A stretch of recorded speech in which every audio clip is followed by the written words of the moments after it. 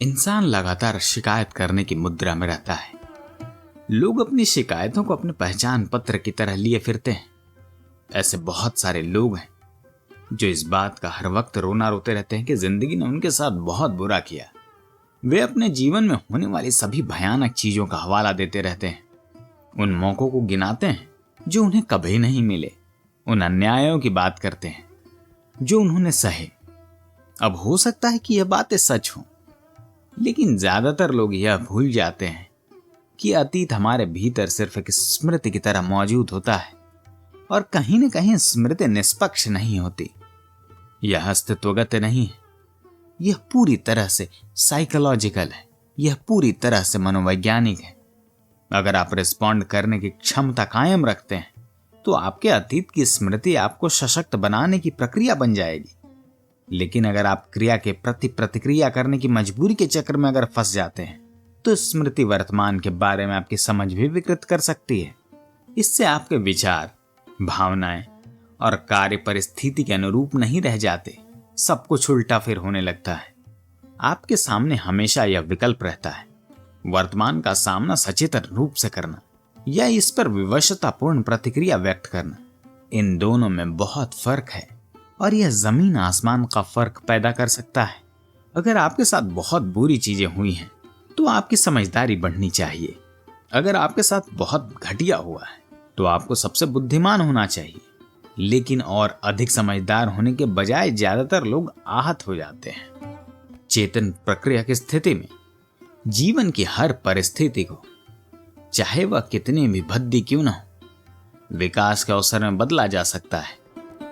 लेकिन अगर आप इस तरह से सोचने के आदी हैं कि मेरी यह स्थिति किसी और के कारण हुई है, तो आप जीवन की परिस्थितियों का बस अपने नुकसान या गतिरोध के लिए इस्तेमाल कर रहे हैं।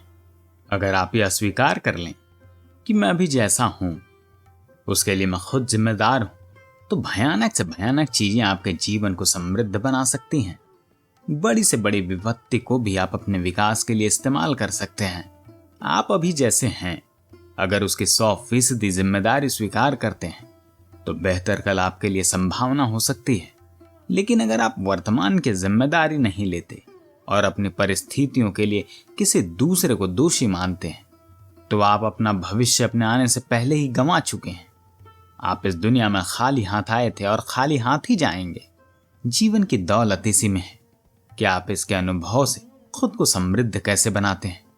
जब कीचड़ कमल की सुगंध में बदल सकता है, खाद आम की मिठास में रूपांतरित हो सकती है, तो अगर आप अचेतन होकर रिस्पॉन्ड करने की स्थिति में हैं तो कोई भी विपरीत परिस्थिति बाधा कभी नहीं बन सकती।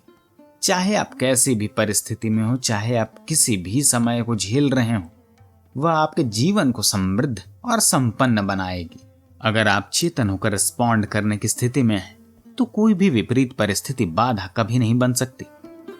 आप चाहे कैसी भी परिस्थिति में हो, किसी भी मुसीबत से जूझ रहे हो, वह आपके जीवन के अनुभव को समृद्ध कर सकती है अगर आप उसे वैसा करने दे। तब नाराजगी, गुस्सा, जलन, पीड़ा, तकलीफ और अवसाद, ये सब ऐसे जहर हैं जिन्हें आप खुद पीते हैं और उम्मीद करते हैं कि कोई और मर जाए।